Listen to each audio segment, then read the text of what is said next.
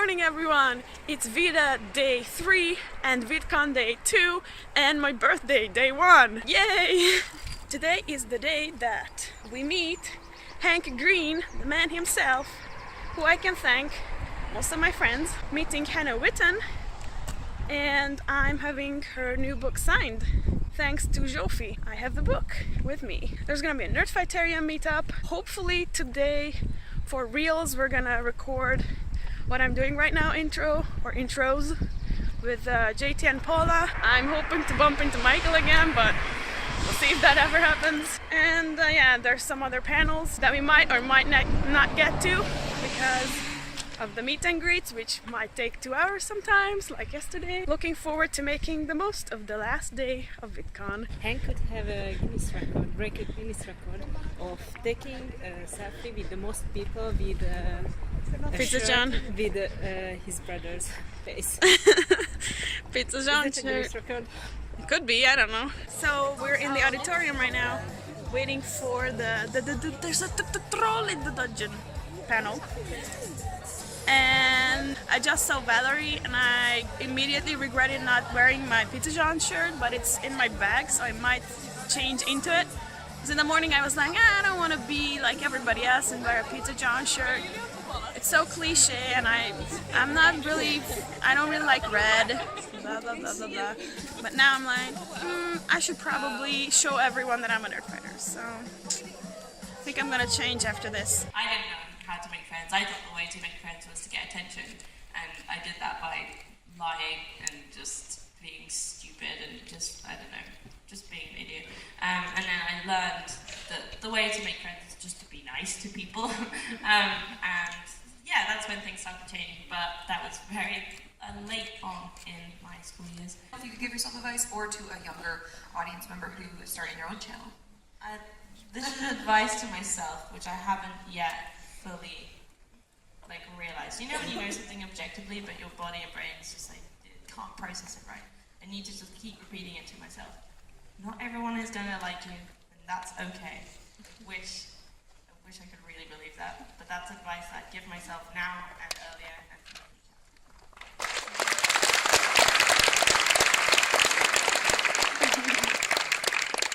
Mine is basically, don't be afraid to block and delete. if there's like 1 or 2 people that are making your life hell on YouTube and it's making you think, I don't want to do this anymore, no, you are fully within your right to block and delete. Yeah. Self-care, and like you said, talk to your friends. I love calling my friend Lucy, and we just have a chat about it. And it's so funny, because she'll come to me with people criticizing her, and I'm like, that's ridiculous. That is so stupid. Obviously you're a wonderful, wonderful person doing wonderful things. And then she'll tell me the same, and I'm like, oh, how can I not believe you? And how can you not believe me? You know, it's just so funny. It puts everything into perspective. But yeah, look after yourself. Love yourself. That's the overall message, take care of yourself. So we just came out of the Troll in the Dungeon panel.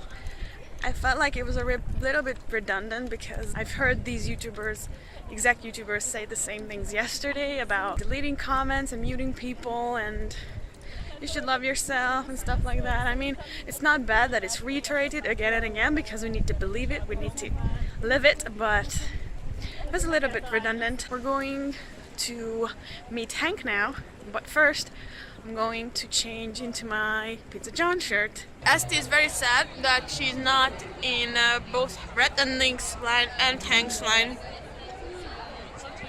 My first and second choice.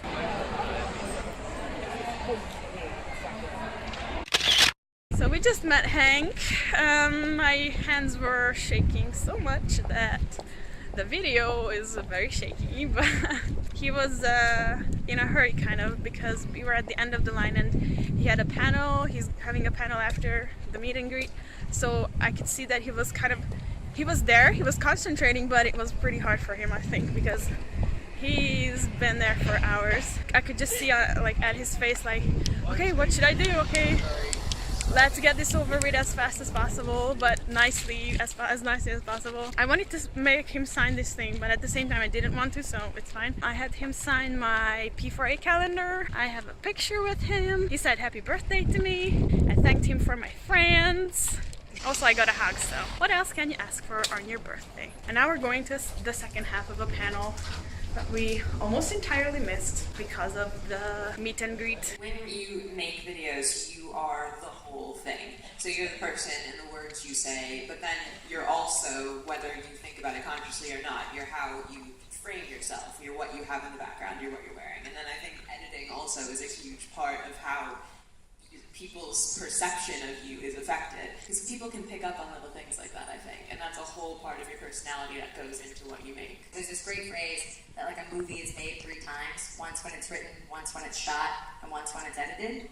And every video is like that as well. I just don't like the idea of people thinking that they know me when they don't. Even if I like daily vlog every single day and I don't want to say you people, and people saw like a lot of my life, like they still wouldn't really know like who I am. And I don't like being judged in that way, but that's what happens when you vlog a lot and share a lot of your life. People feel like they have the right to know more sometimes about what you're doing, and it's weird. Daily vlogging, in my opinion, is self-produced reality TV. And in some ways that's good because you're very much in control of your perception or what's getting out there. But it's not people's actual lives, because that would be boring and complicated. And if you want to be a millionaire, don't do YouTube. Like, invest in the stock market, you know. I'm at the race and representation panel. It hasn't started yet. And all the others went to the dynamic duos panel in the main stage, main building. And I'm very tired.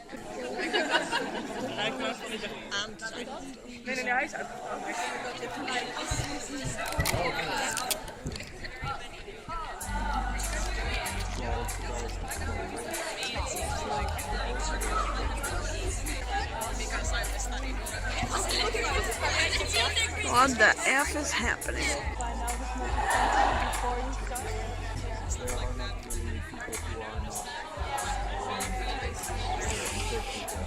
I wasn't invited to any of the VidCons up until 2016, and a lot of people be like, yo, it's because you're black, bro. They're racist. I'm like, I don't think that's the case. Maybe it's being overlooked. Raising awareness is a great thing. So now when I write, my cast is super diverse. It's like the cast of Lost. So even when we do see diverse cast, it's kind of just like we see it so often. It's like, oh, when somebody pointed out to me, oh, did you know the Lost cast is so diverse? Crap, you're right. They got Asians, Saudi Arabians, black, white, light-skinned, Mexican. It's like, oh, cool. So I think, too, it's all about how you do it. Because everybody's like, oh, everything's so PC now, which was like an insult back in the 90s, right? Like, so that came back around. It's like everyone's so politically correct, and we gotta be so, you can't say anything anymore, et cetera, et cetera. And I feel like what really is happening is it's not that like everyone's attitude shifted to being hypersensitive to stuff. I think it's you're in an environment where everybody can talk to you now. So it's like you can't be like, well, everyone's all offended. It's like, well, maybe because you've never heard those people before. Hyper aware of the sort of the water that we're all swimming in. Yeah, and I don't know if that's a bad thing. I don't think it is at all. It's more about the fact that for the first time you actually are hearing from people that have been marginalized or have had no voice in the past, and that sudden chorus of like voices that you've never heard before can seem like, well, now everyone's attacking me. It's like, no. They were always there, but you've never been able to hear them. So I think that, it's about encouraging empathy, and it's also just knowing that we're going to be, it's always something that you gotta be constantly vigilant about, because the way we're wired, we're going to be making assumptions about things. And it's on us 24/7, 365 to be able to say, okay, you know what? Those assumptions can't govern my actions. You know what I mean? So if you're standing in front, can you just sit at the end particularly? Is that possible? Just squat a little bit. Just give us some good squats. Yeah. We've got 5 minutes, we're waiting 5 minutes. Now we're taking a VidCon group photo, and I don't know where any of my friends are, but I'm here. The second, you're all just gonna go crazy, okay?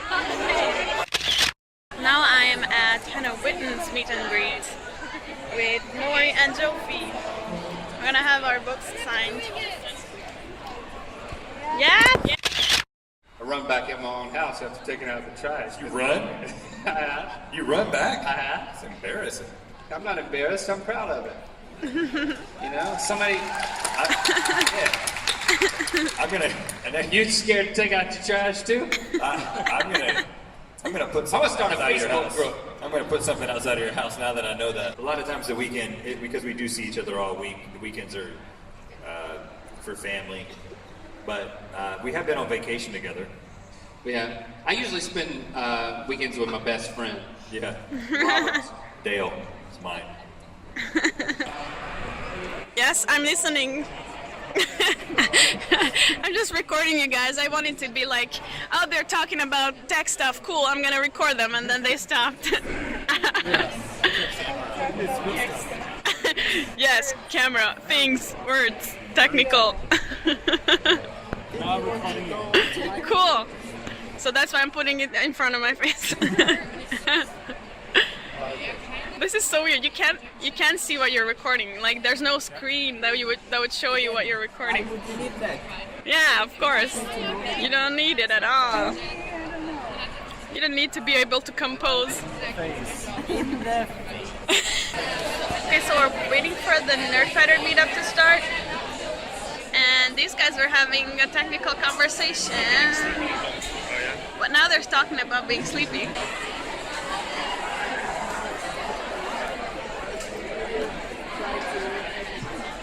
I guess like 17 years ago, I've been using Adobe Premiere, and still I will sometimes discover certain things that I didn't know I could do with the program, and that's you only discover that kind of thing by doing it a lot. So daily vlogging is a way for me to just like keep practicing being charismatic, keep practicing editing, keep practicing cinematography, and also processing what's happening in my life at the same time. I've been doing a daily vlog for almost 5 years now, and it's only been this summer that I was really starting to be happy with the result in some way.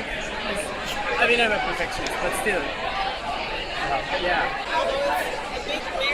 Say you're a Nerdfighter without even knowing And I felt like the definition of a Nerdfighter would simply be somebody who watches Hank and John videos. And like you can ascribe nothing else to that label because there are so many other things that can come along with that like that's the only place where all of the different things intersect. But then even in your situation where you're saying you have people calling themselves Nerdfighters who don't watch Hank and John, then it's like there's a place on this Venn diagram that doesn't have all of the circles intersecting together. So I don't know. Yeah, but I think yesterday they said that their definition wasn't very good. Like they didn't do a very good job, they think, in defining what a Nerdfighter is. Definition, it means that if you watch their videos, but just the ones that you like, for example, not the thoughts from places, but just the explanation videos, that you're also a Nerdfighter? I don't agree with that. I know people who watch their videos and say specifically, I'm not a Nerdfighter. Yeah. Don't identify with it. Yeah. I mean, to be honest, I'm a little bit in that camp because I started making videos at the same time as Hank and John, so I always saw like Hank and John has their community and I have my community, and they kind of overlap. They very much overlap. Yeah. But I never felt like I was a viewer of Hank and John as just a normal YouTube watcher, I guess. Did it wrong.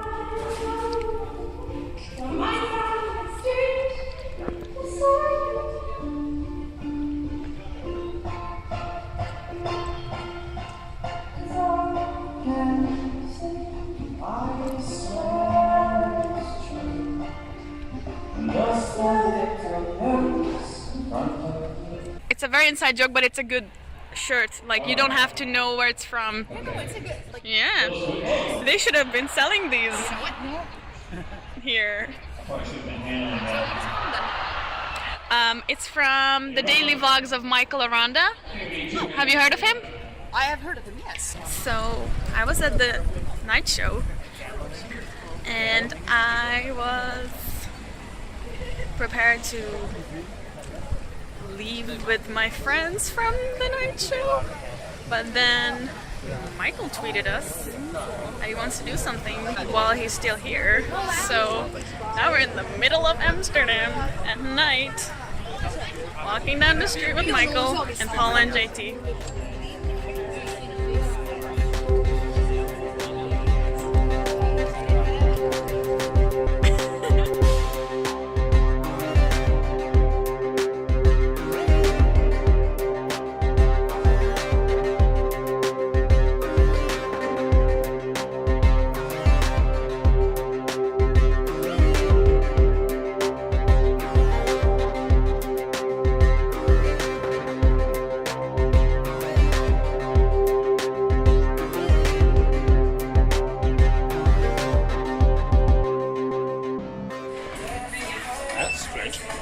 What is inside?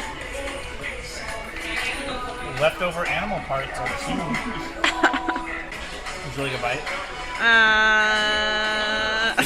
For the authentic Dutch experience. Maybe I should try it once it's here and stuff. I did not take the adequate steps to prepare for burger dissection.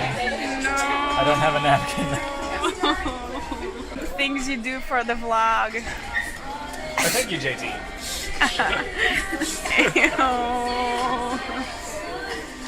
Why am I recording this? Wow, it really smells like pee. Oh jeez. This was a good decision. I think that's pee.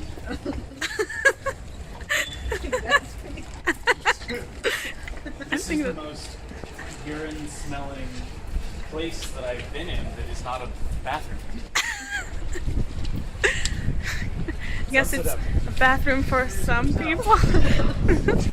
So it's 1 a.m. and I'm walking home because we just had a night out with Michael. As strange and unbelievable that sounds, that's actually what happened. It was awesome. We went around town. We went to the Faulkner Stars bench. We talked. We just walked and looked around. When we were coming closer to the Rye, there were some people on the other side of the street going the other direction, and a guy started shouting at Michael, "Yes! Yes! Yes!" And then Michael shouted back, "Yes!" I was like, "Yeah!" And then I was like, "Okay. Yes, for sure. I don't know why, but yeah." And then Michael was like, "I think that was actually John Green." And I was like, "Nah, probably not. I don't think it was John Green." But he was like, "Yeah, I'm pretty sure it was John Green." So that's a thing.